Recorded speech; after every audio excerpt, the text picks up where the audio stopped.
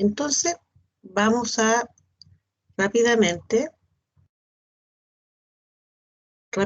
vamos a recordar algunos conceptos que hemos estado viendo en las clases pasadas, ¿no es cierto? Primero comenzamos a trabajar todo el tema de la comprensión lectora. ¿Quién me podría decir qué es la comprensión lectora?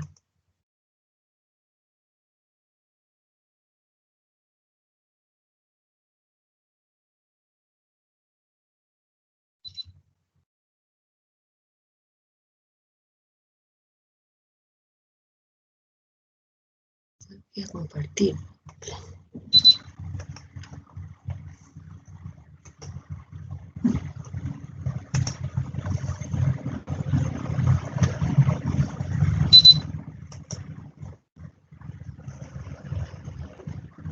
¿No es cierto?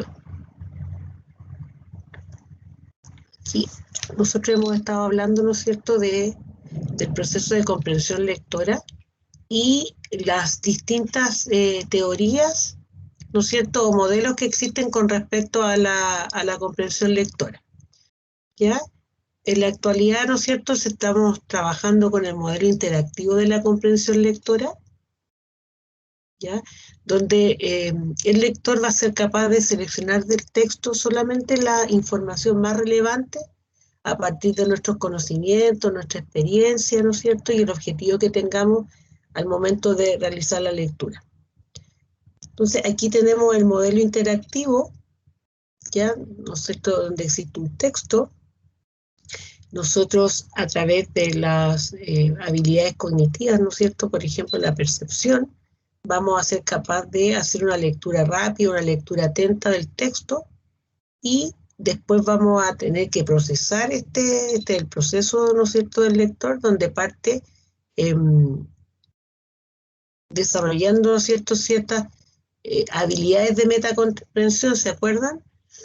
Donde nosotros vamos a establecer cuál es el objetivo de la lectura, anticipación, formulación de hipótesis, ¿no es cierto?, verificación de hipótesis, para después realizar el control, ¿cierto?, darnos cuenta si que existe una comprensión, y después eso lo vamos a procesar, ¿no es cierto?, en nuestra mente a través de una representación mental de ese significado que tenga el texto. Y esta información, ¿no es cierto?, va a ser guardada en la memoria a corto plazo o en la memoria a largo plazo.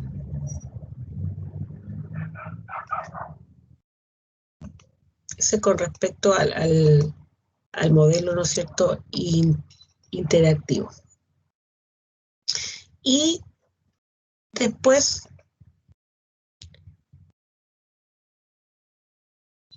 hemos visto también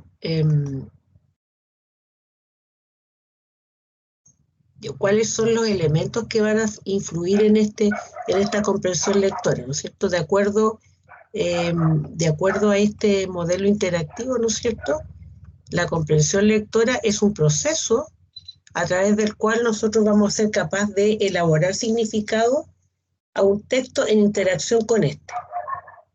Ya por eso dice la teoría, o sea, este modelo de comprensión lectora señala que uno va a comprender el texto en la medida que relaciona la información antigua con la información nueva. ¿Sí? Y ahí hablamos también de los elementos que son fundamentales en el proceso de comprensión lectora, como el desarrollo de la información previa, del vocabulario, la configuración de determinados procesos y habilidades, y por otro lado la correlación que debe existir entre la lectura y la escritura. Estos elementos no van a funcionar separadamente, sino que siempre están interrelacionados. Si bien son procesos diferentes, siempre actúan de forma correlacionada. ¿Sí?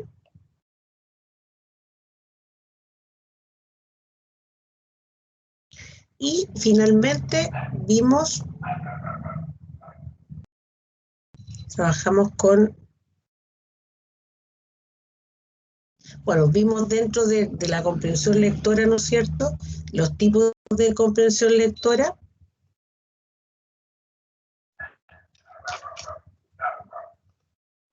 Hablamos de la comprensión lectora literal, inferencial, crítica y metacomprensiva, ¿no es cierto? Aquí están.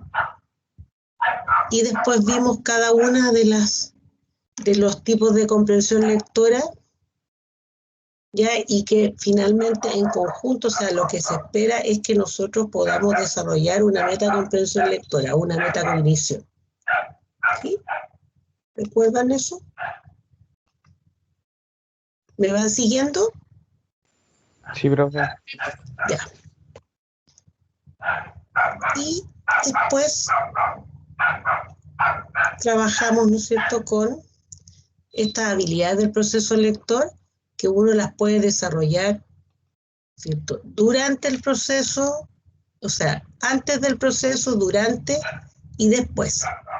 Entonces, en primer lugar, es importante que nosotros nos establezcamos un propósito para leer, ¿no es cierto? Dependiendo del texto, es el propósito que nosotros debemos establecer. ¿Por qué es importante el propósito? Porque eso nos va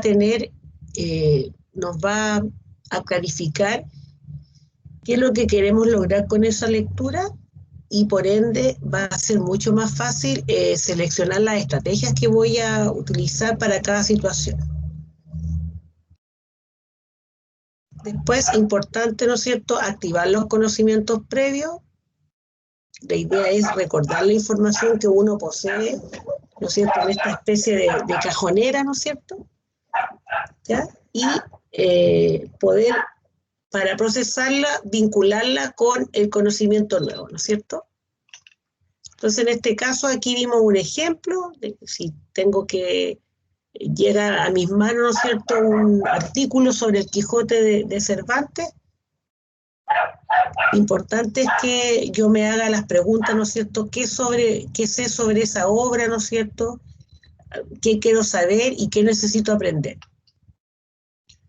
Después está la predicción, que es adelantarse, ¿no es cierto?, a los hechos y señalar qué podría ocurrir frente a esta lectura. Y yo les comentaba que siempre, por lo menos con los niños pequeños y con los grandes también se puede hacer, ¿no es cierto?, que es revisar, en este caso, la carátula del texto, el índice, ¿no es cierto?, el prólogo, y a partir de ahí hacer una predicción sobre el texto, qué es lo que va a ocurrir en ese texto, ¿cierto? Y aquí yo les planteé un ejemplo que era de un clonador, ¿no es cierto? Y hicimos algunas predicciones con respecto a eso.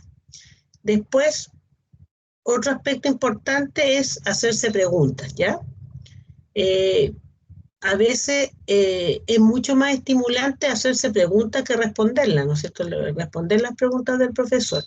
Ahora, estas preguntas se pueden hacer antes o durante la lectura, y vimos que podemos desarrollar preguntas convergentes que tienen una sola respuesta, divergentes que tienen varias respuestas, y las evaluativas, ¿no es cierto?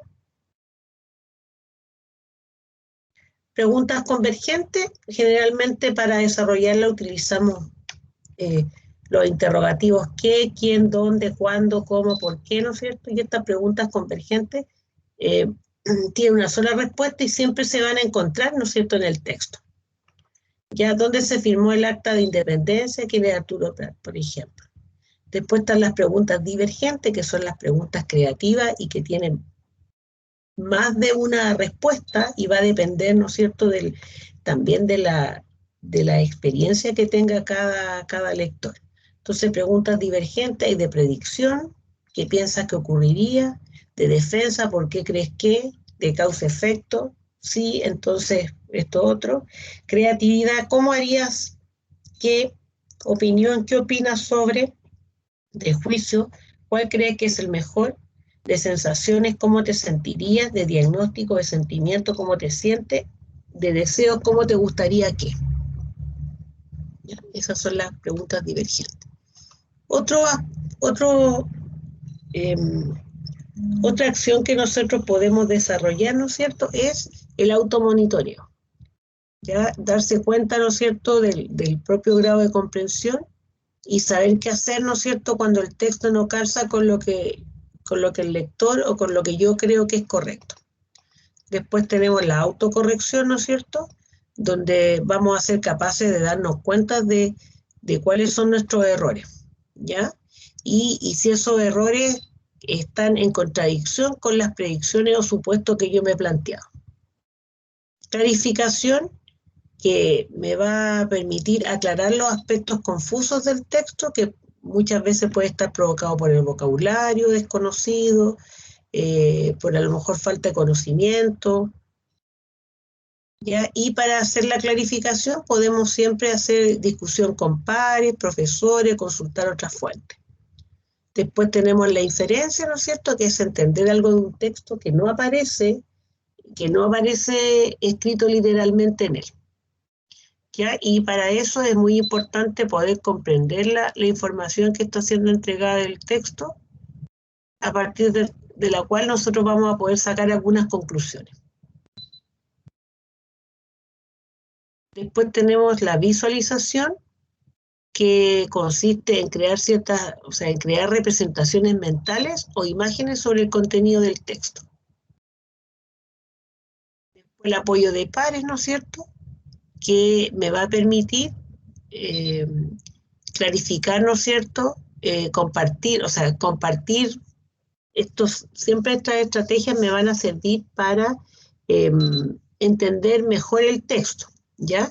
En este caso, el apoyo de pares, podríamos, por ejemplo, leer por turnos la lectura o aportar cada uno con sus conocimientos previos, discutir, compartir en el fondo inferencias o interpretaciones. Después, la discusión, ¿no es cierto?, que consiste en conversar el texto con otras personas, ¿no es cierto?, hasta poder comprenderlo.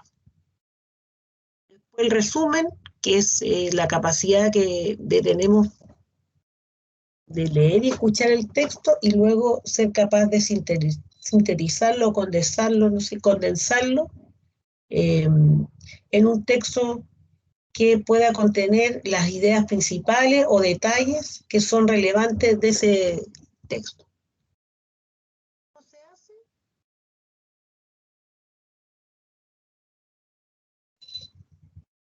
Partiendo primero, por ejemplo, hacerse una pregunta acerca de la idea principal, expresar las ideas con sus propias palabras y usando oraciones completas, usar organizadores gráficos, mapas mentales o esquemas como ayuda para resumir el texto, que eso lo vamos a ver a continuación, ¿ya? Y usar el conocimiento también sobre las estructuras textuales para ayudar a resumir. La autoevaluación, que es cuando el lector autoevalúa, ¿no es cierto?, después de leer el grado de comprensión alcanzado y tomar algunas decisiones con respecto también a los objetivos sobre qué hacer. Leer para aprender es usar la información aprendida para poder resolver problemas, tomar decisiones, ¿no es cierto?, aplicar estos conocimientos en otros contextos, que eso se conoce como la transferencia. Después la lectura crítica, ¿no es cierto?, donde el lector va a ser capaz de distanciarse del texto, hacerse algunas preguntas con respecto al autor, sus puntos de vista, reconocer cuáles son los enfoques, poder evaluarlos nomás, tomar conciencia también cuáles son sus capacidades como lector, irse autorregulando y evaluando en sus acciones. ¿Sí?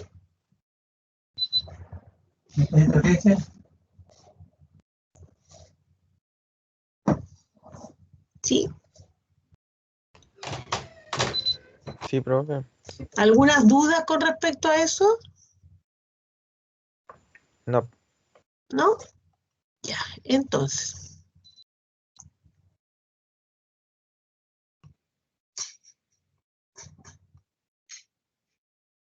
Ya. Entonces, vamos a... Bueno, me imagino que revisaron todos las evaluaciones. Sí, profe. A mí ¿Sí? yo sí. Ya. Porque si tienen alguna duda con respecto a la corrección o alguna dudas con respecto a algunas preguntas, me pueden mandar un correo para analizarlo. ¿Sí? También, si se fijan, o sea, en la plataforma corregí los trabajos también, los trabajos de glosario y las evaluaciones, y esos dos calificaciones ya están en el sistema de notas también. Me falta todavía, o sea, me hace falta terminar de corregir el taller anterior, que se acuerdan, el de la comprensión de lectura. ¿El ejercicio práctico? Sí, Ah, ya. ¿ya? Sí, profe. Y es así que hoy día voy a subir la pauta para que también puedan revisar. ¿Ya? Entonces, ahora vamos a trabajar con técnicas de lectura. Ya, voy a compartir. Primero, ¿alguien alguna vez, ¿no es cierto?, o habitualmente han escuchado o utilizan alguna técnica de lectura?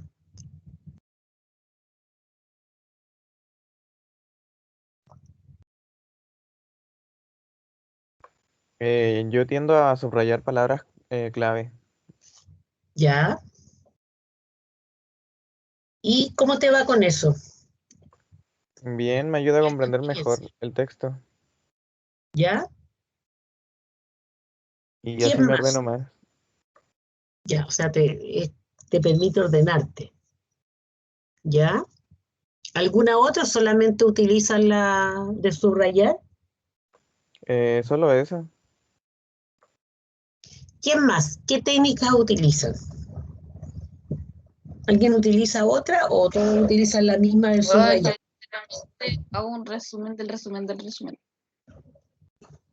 ¿Ya? Y saco solamente las ideas principales. Ya, sacan las ideas principales. Igual, por ejemplo, hacer una prueba y hay una comprensión lectora y la respuesta es a base de esa comprensión lectora. Primero leo las preguntas y después leo el texto. Ya. ¿Alguien más?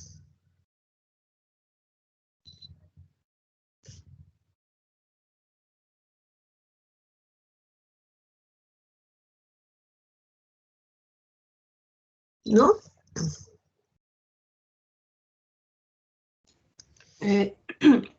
Cuando necesito leer algo así como rápido, ¿Ya?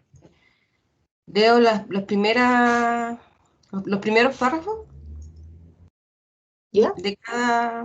o sea, a ver, en cada párrafo leo la idea principal, que sería como la de comienzo, para poder comprender rápidamente de lo que se está hablando. Tiene Ya. un nombre, recuerdo que es skin no sé cuánto, que ya en Inglaterra se utiliza mucho. Que Sí. de hecho a los profesores le enseñan a eso a los niños, lo que no quiere decir que no lean completo el artículo, pero es para poder realizar una lectura más rápida cuando es Más necesario. rápida. Sí, Sí, sí, eso igual lo sí. hago. Skinning. Sí, Sí, sí, sí. Ahora, eso igual en general se puede hacer, pero siempre y cuando el texto esté bien escrito. claro. Ejemplo, cuando Claro. tuvimos hace poco un trabajo de los artículos de la ley del 20073, que es de la educación, no ¿Ya? me acuerdo. Sí, Eso permitía muy bien hacer ese skinning, porque claro, estaba todo muy bien ordenado. Las leyes, bueno, generalmente claro, son así. Entonces claro, permitía eso. claro. No, en general, o sea, siempre los documentos en inglés siempre tienen como una estructura bien clarita. Entonces es súper fácil poder trabajar con esa. Por eso también, o sea, en el caso del profesor, cuando va a seleccionar un texto, tiene que, o sea, como que tomar conciencia de que ese texto esté bien escrito para permitir que uno pueda desarrollar esta técnica o cualquiera otra. ¿Sí? Bien, entonces, ¿qué es lo que es estas técnicas de escritura, no es cierto? Son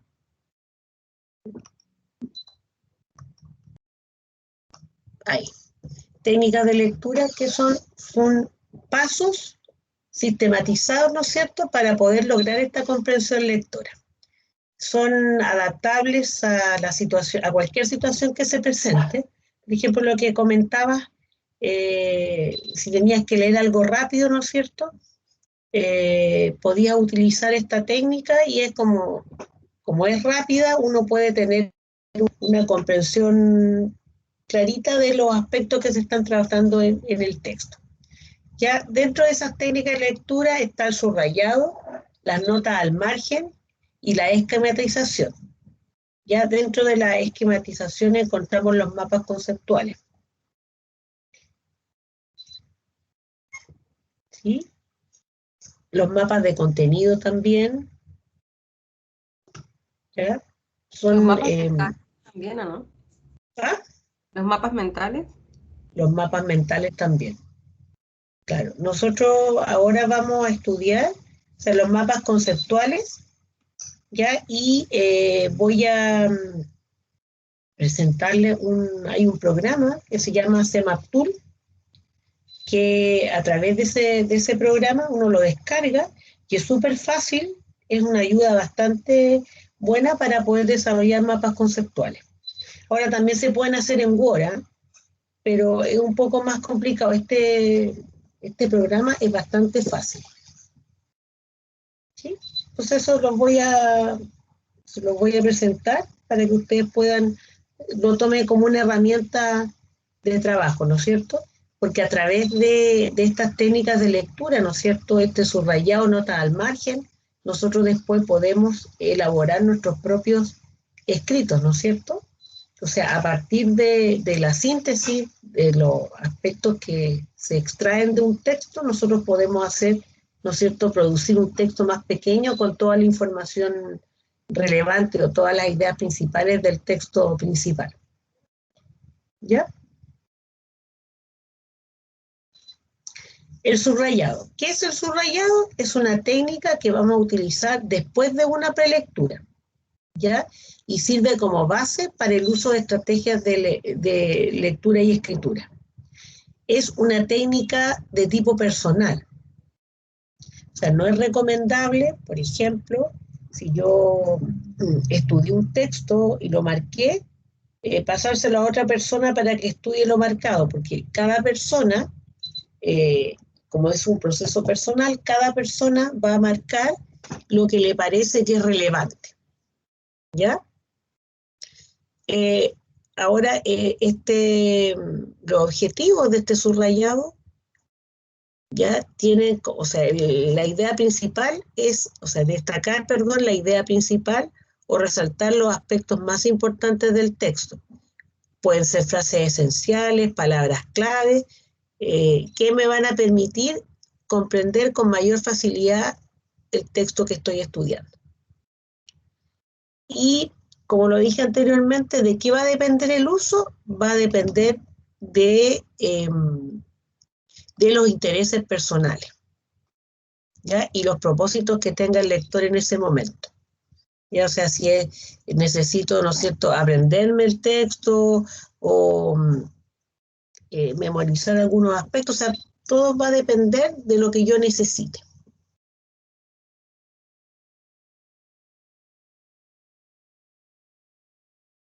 Otros usos. También se puede utilizar como de manera objetiva. Es decir, ¿no es cierto?, como que ponerse de acuerdo que dentro de la lectura vamos a revisar la estructura del texto, localizar la tesis que plantea el autor y los argumentos con los que se apoya. ¿Ya? Y dice, bueno, la utilidad es que nos facilite el estudio y va a mejorar nuestra atención. ¿Ya? Y el subrayado me va a permitir también elaborar cuadros sinópticos, mapas conceptuales, mapas mentales y algunos otros textos. ¿Cuál es el resultado final del subrayado? Es que si leemos los subrayados, ¿no es cierto?, vamos a obtener un resumen literal de la lectura que nos va a ser de utilidad para poder estudiar, por ejemplo. ¿Para qué? Para saber de qué trata un texto o para hacer reportes de lectura. Yo recuerdo que cuando era pequeña, es como un comentario con respecto al subrayado. Me acuerdo que estaba como en quinto básico. Y yo empecé a sentir, ¿no es cierto?, cuando estudiaba, que algo me pasaba, como que yo no era capaz de memorizar todo. Claro, porque cuando estaba en cuarto básico, ¿no es cierto?, cuarto básico era como un poco más simple, lo que uno tenía que estudiar era más breve, entonces era más fácil de poder memorizar. Pero cuando llegué a quinto ya era como mucho más compleja las materias. Entonces yo le pedí a mi mamá que me llevara al médico porque según yo estaba con dificultades para aprender. Entonces llegué a mi pediatra y recuerdo que él me dice, me empieza a preguntar por qué me pasa, cuál es mi problema, y de repente abre de su cajón de escritorio, abre el cajón y saca un destacador. ¿Ya? Me acuerdo que el destacador es fucsia, ¿no? O sea, perdón, amarillo. Y yo la verdad es que nunca había visto eso. Esa fue la primera vez que yo vi un subrayador, o sea, un lápiz así. Y me dijo, mira, lo que tú tienes que hacer es marcar cuáles son las ideas principales, lo más importante. Eso tienes que marcarlo y eso es lo que tienes que aprenderte. O sea, no puedes aprenderte porque yo quería aprenderme el texto completo de memoria. Claro, porque no me habían enseñado técnicas de estudio. ¿Ya? Entonces lo que me dijo es lo que tienes que hacer es primero leer el texto. Lo primero me dijo es leer el texto que tienes que estudiar completo y después hacer una segunda lectura y en esa segunda lectura empezar a subrayar cuáles son los aspectos que son útiles, ¿no es cierto? Y finalmente esas frases, ¿no es cierto?, o ideas principales, esas son las que tú tienes que aprender. O sea, imagínense, el médico me enseñó a aprender. ¿Sí? Mira, tan fácil, claro, porque yo pensaba que el estudiar era como que aprenderse todo de memoria. Y eso no es, pues la idea es que algunos aspectos uno puede memorizarlo, pero la idea es que uno pueda, esos conocimientos que adquiere aquí, ¿no es cierto?, pueda hacer una transferencia adecuada cuando tenga que resolver otras situaciones, ¿no es cierto? Ahora, importante que en el subrayado, generalmente las palabras clave o frases esenciales no necesariamente pueden estar al principio del párrafo, pueden estar en el medio o pueden estar al final. ¿Ya? En eso hay que tener bastante atención. ¿Cómo se debe subrayar? Bueno, lo más útil, ¿no es cierto?, es utilizar colores, ¿ya? Colores diferentes para las ideas principales y otro distinto para las ideas secundarias. Ya, ahora eso también va a depender de quién sea el dueño del texto, porque si yo voy, por ejemplo, a la biblioteca, no podría rayar un texto, ¿no es cierto? Pero eso también va a depender, por eso, del lector también, porque podría quizá subrayar con lápices de colores, ¿no es cierto?, o con lápiz de grafito, pero lo más recomendado es usar distintos colores, ¿ya? Después, ¿cuándo se debe subrayar? Nunca en la primera lectura, ¿ya? Siempre o sea, uno tiene que hacer como una lectura general primero y después de esa primera lectura comenzar a marcar las ideas principales. Lo otro importante es también preocuparse del vocabulario, porque quizá hay palabras que no se conocen, entonces igual es recomendable esas palabras buscarlas, ¿no es cierto?, para tener una mejor comprensión. Y ahora en la actualidad es tan fácil acceder a los diccionarios. Antiguamente, o sea, uno tenía que andar a cuesta con el diccionario y de repente eran como un poco pesados, ¿no es cierto? Ahora con la tecnología podemos utilizar el celular, y el celular uno busca en Google, ¿no es cierto? Incluso tiene acceso a la RAE y puede buscar las palabras, ¿sí?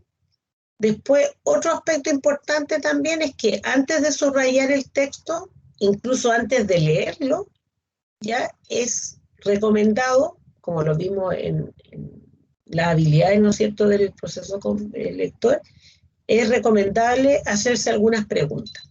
Por ejemplo, ¿qué tipo de texto leeré? ¿Cuál es el propósito? ¿Sí? ¿Me siguen? Sí, profe. Sí, profe. Aquí tenemos un ejemplo. ¿Ya? Me gustaría que uno de ustedes me leyera el párrafo 1, después a continuación otro que lea el párrafo 2 y el párrafo 3. ¿Sí? Ya. ¿Tengo el párrafo 1? Ya. Ya dice, Carlos le gana a cualquier contrincante en ajedrez. Rosa escucha ópera en sus ratos libres. Alejandro es un superatleta. Andrés entretiene a sus amigos con extensas charlas de aventuras. A Lorena le encanta dibujar y pintar. Diana siempre está organizando alguna fiesta en su escuela. Sí. Ricardo pasa los ratos solo en casa concibiendo un negocio. Patricia se entretiene observando y estudiando la naturaleza. ¿Quién lee el segundo?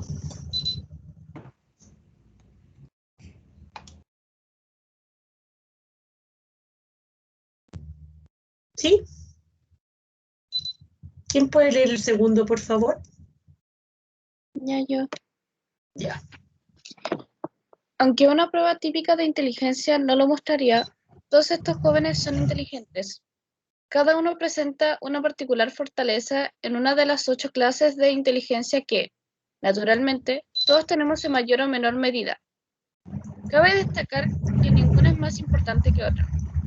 Desde que se inventaron las pruebas de inteligencia, hace casi 100 años, hemos concebido a la inteligencia como algo con lo que se nace y que no cambia mucho a lo largo de la vida. Ahora sabemos que esto es un error. Armstrong, 2004. ¿Quién sigue?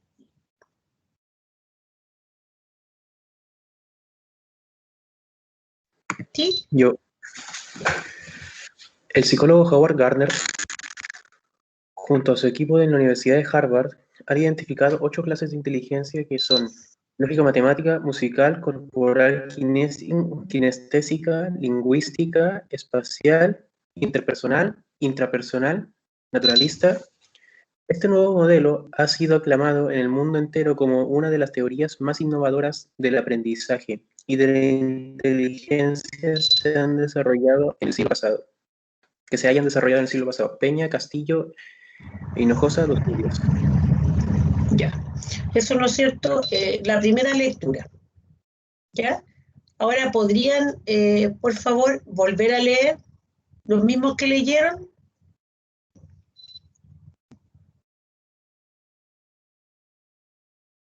Sí, nuevamente, el párrafo 1, el párrafo 2 y el párrafo 3. Ya. Párrafo 1. A Carlos le gana a cualquier contrincante en ajedrez. Rosa escucha ópera en sus ratos libres. Alejandro es un superatleta. Andrés entretiene a sus amigos con extensas charlas de aventuras. A Lorena le encanta dibujar y pintar. Diana siempre está organizando alguna fiesta en su escuela. Ricardo pasa los ratos solo en casa concibiendo un negocio. Patricia se entretiene observando y estudiando la naturaleza. Aunque una prueba típica de inteligencia no lo mostraría, todos estos jóvenes son inteligentes. Cada uno presenta una particular fortaleza en una de las 8 clases de inteligencia, que, naturalmente, todos tenemos en mayor o menor medida. Cabe destacar que ninguna es más importante.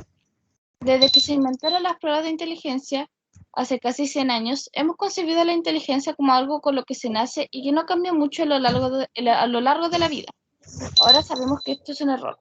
Armstrong, 2004.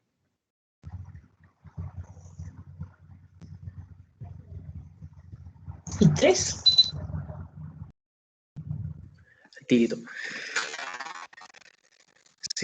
El psicólogo Howard Gardner, junto a su equipo de la Universidad de Harvard, ha identificado 8 clases de inteligencia que son lógica matemática, musical, corporal kinestésica, lingüística, espacial, interpersonal, intrapersonal y naturalista. Este nuevo modelo ha sido aclamado en el mundo entero como una de las teorías más innovadoras del aprendizaje y de la inteligencia que se hayan desarrollado en el siglo pasado. Peña, Castillo e Hinojosa, 2010. Ya. ¿Qué me podían comentar de la primera lectura que hicieron y de la segunda lectura?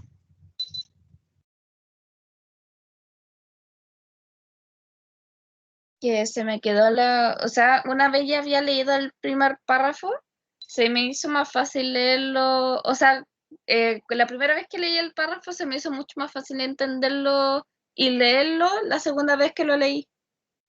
Claro. Bien. ¿Qué otro comentario?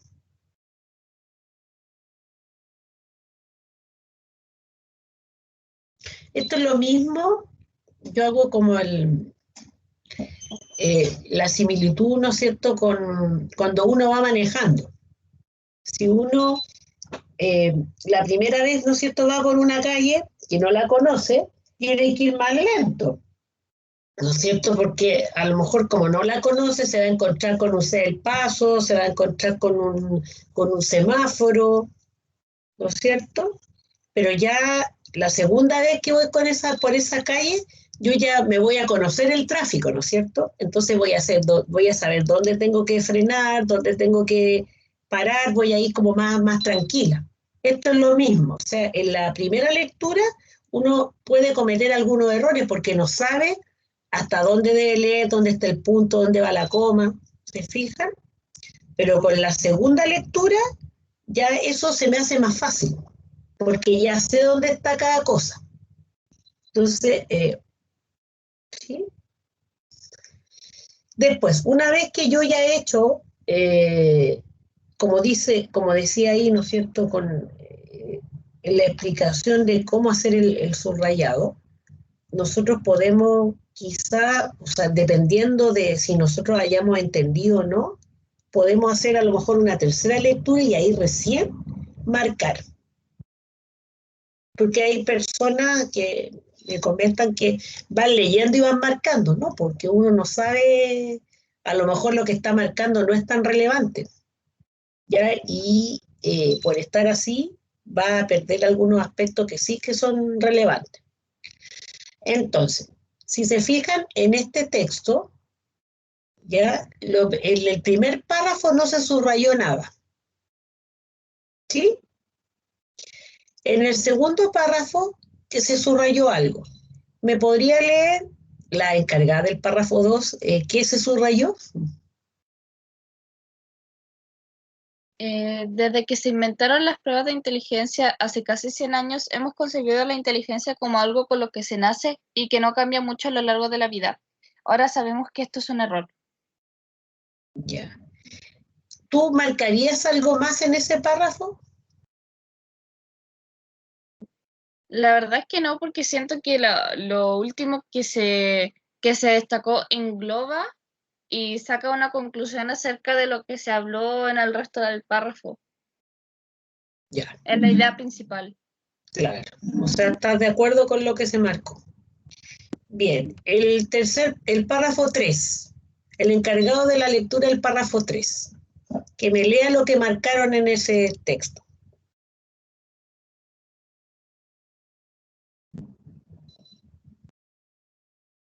Solo lo que está marcado. Howard Gardner, junto a su equipo, han diagnosticado 8 clases de inteligencia que son lógica matemática, musical, corporal kinestésica, lingüística, espacial, interpersonal, intrapersonal y naturalista. Ya. ¿Estás de acuerdo con lo que se marcó en ese párrafo? Sí. ¿Sí? ¿Tú agregarías algo más?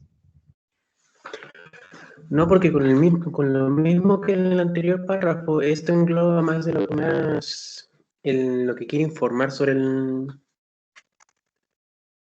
la clase de inteligencia de la persona. O sea, ahora, si ustedes se dan cuenta, en el párrafo 2 está marcada la segunda parte. ¿Se fijan? En el párrafo 1 está marcado la primera parte. Por eso uno dentro de los párrafos puede encontrar ideas principales, ¿no es cierto?, o palabras clave, arriba, ¿no es cierto?, en el medio o al final. Por eso importante que hay que leerlo completo. ¿Sí? Ahora, por ejemplo, yo en lo personal, yo del párrafo 3, lo que agregaría es de dónde es el equipo de Gardner. ¿Ya? Por algo personal, ¿no es cierto? Como que para profundizar más, saber quizás, ¿no es cierto?, de qué lugar son o en qué universidades, ¿no es cierto?, se están desarrollando estos alcances, ¿ya? Yo, por ejemplo, me gusta todo lo que subrayaron, pero le daría importancia, también marcaría la Universidad de Harvard. Eso es como algo, como les comento, personal. ¿Sí? Entonces, si ustedes se fijan, ¿no es cierto?, nosotros con estas frases que marcamos, nosotros podemos crear un texto, ¿no es cierto?, más pequeñito, ¿ya?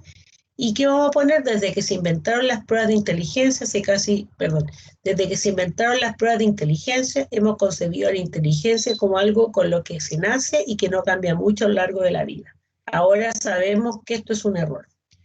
Yo también aquí le agregaría hace casi 100 años, ¿ah?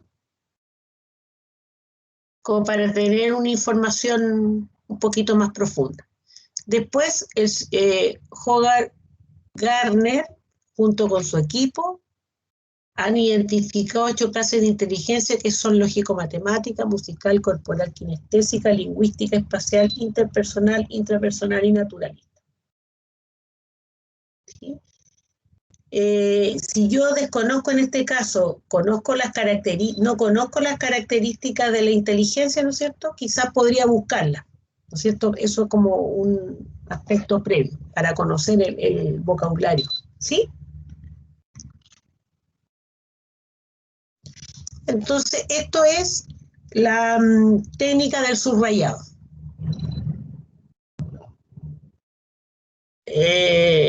¿Qué me podrían decir los que usaban la técnica del subrayado? ¿Lo hacen así o no lo hacen así?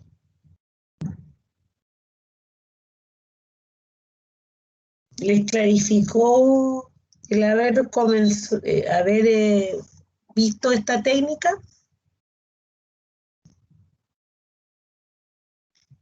Yo en lo personal la vi bastante en el colegio porque tenía una profesora que siempre nos preparaba para la PDT y nos enseñaba que había que destacar como las ideas principales de cada párrafo. Entonces, ocupé mucho esa técnica durante la PDT, pero no es lo que yo ocupo siempre. Ya. Sí, excelente. Esto la verdad es que es una buena forma de poder aprender. Yo igual lo usaba antes mucho cuando iba en el liceo. Ya. Y después hacía los mapas conceptuales. Eso es lo que usaba harto. Claro, excelente. Ya, sigamos. Entonces vamos a conversar sobre las notas al margen. ¿Ya? Las notas al margen es otra técnica de comprensión de lectura que nos va a permitir hacer inferencias también al poder contrastar la nueva información con el conocimiento previo que tiene el lector. Una experiencia personal mía, un tiempo tomé, ahora grande, ya profesora, tomé clases de guitarra clásica. Yo toco guitarra, pero, o sea, no soy Eric Clapton para tocar, pero por lo menos me defiendo tocando guitarra, sobre todo canciones infantiles.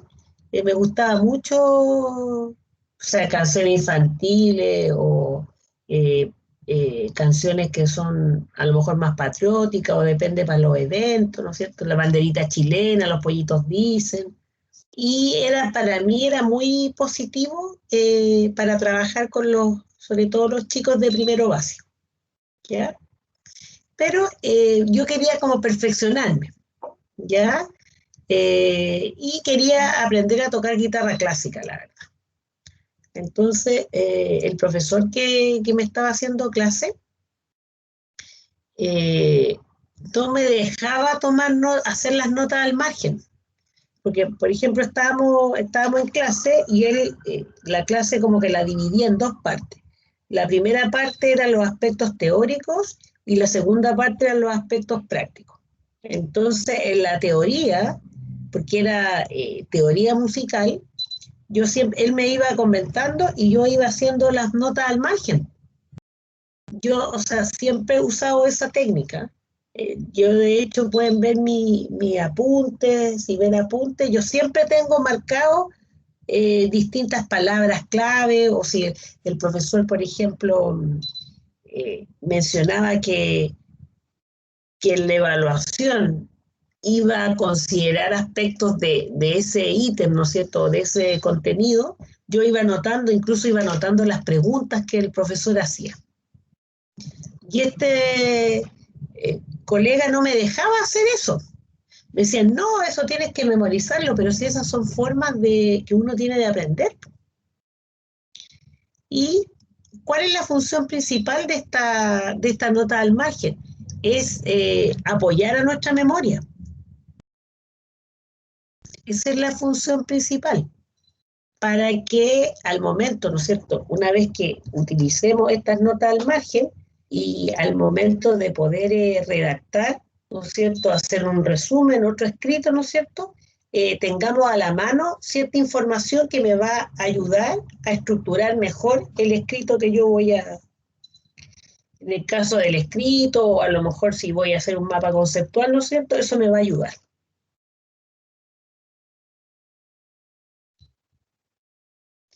Importante.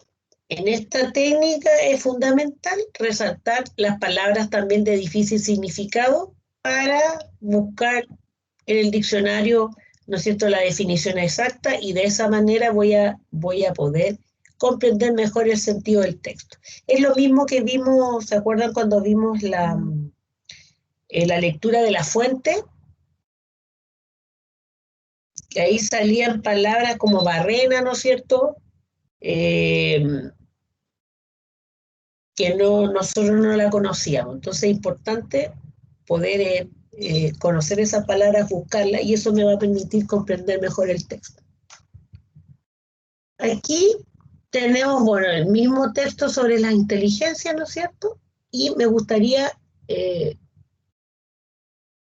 que los mismos que leyeron los párrafos me leyeran las notas al margen que se han identificado al costado, ¿no es cierto?, en estas flechitas que son moraditas. En el primer párrafo, la nota de margen sería ejemplo de personas con distintas habilidades. Claro. Cuando nosotros hicimos el subrayado, ¿no es cierto?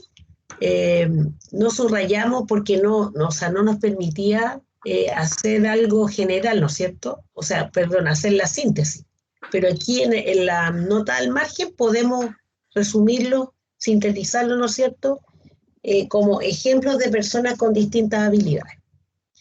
La segundo párrafo.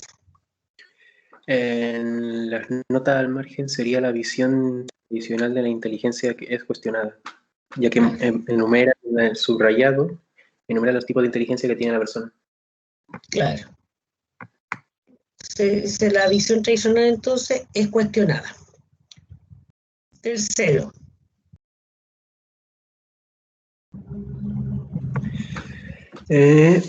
El psicólogo Howard Gardner identifica los 8 tipos de inteligencia. Esas serían las notas al margen. Claro. Bueno, y aquí yo agregué una más, ya que aquí dice la teoría de las inteligencias múltiples cuestiona las visiones tradicionales de la inteligencia y reconoce lo que se sabía intuitivamente, que la brillantez académica no lo es todo. A la hora de desenvolverse en la vida cotidiana no basta con tener un expediente académico intachable, hay que poner en práctica infinidad de capacidades y habilidades, como son resolver conflictos, llevarse bien con los colegas, tener capacidad comunicativa, etc. Y ¿qué voy a marcar yo, ¿no es cierto?, en este nota al margen? La teoría de las inteligencias múltiples cuestiona la brillantez académica, la vida diaria exige poner en práctica capacidades y habilidades distintas.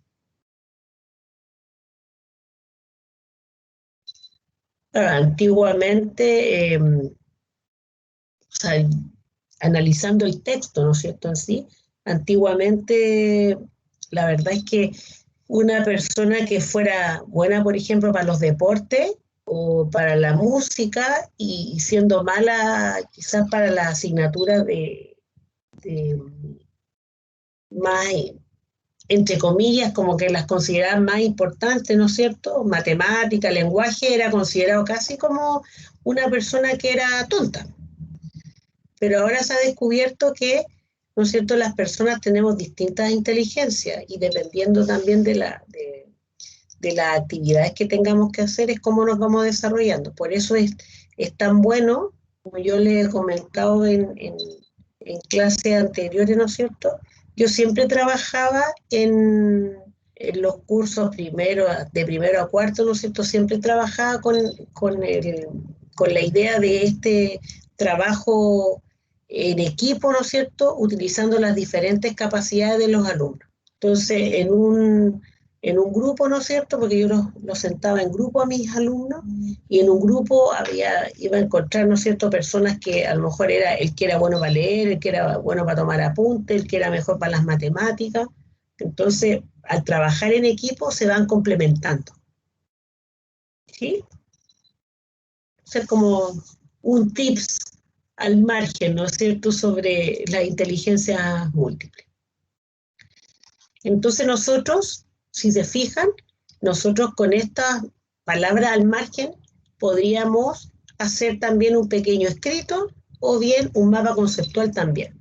Entonces, ¿no es cierto?, indicando que, hablando, ¿no es cierto?, de las distintas capacidades que tienen las personas y la visión tradicional que se tiene sobre la inteligencia y las nuevas teorías, ¿no es cierto?, sobre la inteligencia.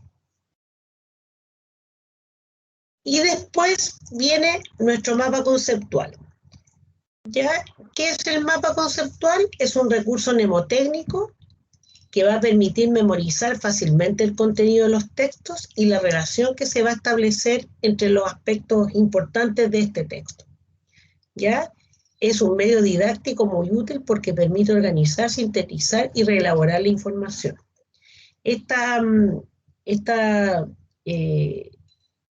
Estos mapas conceptuales derivan fundamentalmente de la teoría del aprendizaje por recepción significativa de Ausubel o de Ausubel. ¿Ya? Y hay que es un seguidor de la teoría de Ausubel que basándose en la teoría, elabora la forma o establece cómo elaborar los mapas conceptuales. No recuerdo en este minuto el nombre, creo que, no me acuerdo el nombre. Porque lo que habla Ausubel, ¿no es cierto?, que para que exista aprendizaje significativo, ¿no es cierto?, uno tiene que usar esquemas gráficos. ¿Ya? Y la idea uno tiene que hacer como este esquema gráfico y a partir de ese esquema después ir completando los aspectos que uno va aprendiendo. O sea, uno hace como un esqueleto primero y después va rellenando esos conceptos que están ingresados dentro del mapa conceptual. ¿Ya? ¿Cuáles son los elementos del mapa conceptual? Este mapa conceptual va a tener conceptos, palabras de enlace y elementos gráficos. ¿Cómo se elabora? ¿Ya? Este mapa conceptual se va a elaborar a partir de, por ejemplo, la utilización de elipses o cuadros. ¿Ya? Después utiliza también la línea, que va a permitir unir conceptos, ¿ya? Y estos conceptos van a estar descritos o señalados dentro de la figura, ¿no es cierto? Después, los conceptos se van a identificar con nombres o adjetivos que van a representar, pueden ser hechos, objetos, ideas, ¿ya? Y estas palabras de enlace, ¿no es cierto?, van a permitir establecer la relación entre los conceptos, y al establecer la relación entre los conceptos, nosotros podemos utilizar verbos, preposiciones, conjunciones, y siempre se van a escribir sobre la línea o al lado de la línea. ¿Ya? ¿Cuáles son los pasos? Lo primero es que yo tengo que localizar en el texto cuáles son los conceptos básicos y sus relaciones, ¿ya? Después debo localizar los conceptos secundarios y finalmente representar la relación entre conceptos utilizando líneas, flechas, círculos, cuadrados, colores, tamaños de letras, etc. Aquí tenemos un ejemplo de mapa conceptual, ¿no es cierto? Dice: mapas conceptuales representan un conocimiento organizado, compuesto de conceptos entrelazados por palabras de enlace para formar proposiciones. Ya, los conceptos son regularidades percibidas, las palabras de enlace son estructuradas jerárquicamente y las proposiciones son unidades de conocimiento que fomentan la construcción del conocimiento. Entonces, si ustedes se fijan, acá tenemos las palabras, ¿no es cierto?, que son las palabras importantes, que están dentro de este caso, de este rectángulo, ¿no es cierto? Están las líneas también, ¿sí? Y las palabras que me van a permitir ir relacionando cada uno de los conceptos. Y lo otro importante del mapa conceptual, que siempre van jerarquizados. Ya desde la idea más importante, en este caso el mapa conceptual, hasta la idea más simple, que sería el desglose del mapa conceptual en sí. ¿Ya? Y aquí yo le escribí que hay un programa que se llama CMap Tools, o CMap, que aparece, uno lo puede descargar en computador, en el celular, y es una buena herramienta para elaborar mapas conceptuales. Aquí se ve un poquito borroso, pero ese es como una estructura de mapa conceptual que está utilizando este CMap Tool. Se puede hacer con Word también, pero es más complejo. En cambio, esto es como mucho más fácil, porque uno, a partir de la palabra del rectángulo superior, ¿no es cierto?, uno escribe y después en las orillitas uno como presiona la orillita y va estirando y van saliendo las líneas. La verdad es que es bien fácil de hacer y es realmente una ayuda bastante interesante. ¿Sí? ¿Dudas, consultas, comentarios? ¿Ustedes lo utilizan? ¿Saben hacerlo? ¿No saben hacerlo?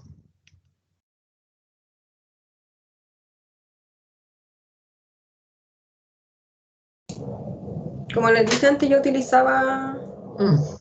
¿este programa te dice? No, el programa o los mapas conceptuales. conceptual sí, el programa no, así que lo voy a intentar a ver si se me hace más fácil hacerlo. Sí, de hecho ya está publicada una actividad, ¿ya? Donde ustedes van a tener que tomar un texto, van a tener que practicar la técnica del subrayado, después practicar la técnica del nota al margen, y una vez que han practicado esa técnica, se van a juntar con un compañero, van a comentar, ¿no es cierto?, el subrayado que han realizado en el texto, las notas al margen, y una vez que ya hayan conversado, ¿no es cierto?, cada uno va a elaborar un mapa conceptual y utilizando CMapTool. ¿Ya? Entonces lo que yo finalmente voy a evaluar va a ser el mapa conceptual. Ya. ¿Ya? Profe, ¿y si uno quiere usar otro programa, puede? ¿O tiene que ser ese sí o sí? Sí, sí puede. Sí, Ya. sí. Hay otros programas, o sea, se puede hacer en Word también. Y ayer encontré otro, pero la verdad es que no lo conozco. Pero igual lo voy a publicar porque cualquiera que puedan usar, o sea, la idea es que tengan, otros programas de los cuales con los cuales puedan trabajar y elaborar estos mapas conceptuales. Sí, la idea es que ustedes conozcan todas estas herramientas que les van a servir no solamente para sus estudios, sino que también les va a servir cuando hagan clase también. Claro. Profe, ¿Sí? entonces actividad del mapa conceptual es en pareja. No, es individual, pero se puede, al final, cuando hayan hecho el subrayado y las notas al margen, ahí se juntan y comentan. Es como discusión entre pares. Ah, ya, Entonces ya, ahí profe. comentan, ¿no es cierto?, qué subrayó el compañero, qué subrayaste tú, si están de acuerdo, ¿no es cierto? A lo mejor quizá tú subrayaste algo que tu compañero no, entonces, ¿ya? Y una vez que ya hayan conversado, ¿no es cierto?, ahí cada uno hace su mapa conceptual, Ya, profe. ¿sí? Pero a la vuelta ahora nos vamos a tomar un recreíto y a la vuelta vamos a trabajar un poco en la actividad. Ya, profe. ¿Les parece? Ya, entonces nos vemos a las 9:15. ¿Son a las 10:15? ¿Me dice usted? Perdón, a las 10:15. Ya, profe. Estoy mal, me atrasé una hora. A las 10:15, perdón. Ya, profe. Ya, nos Ya. vemos.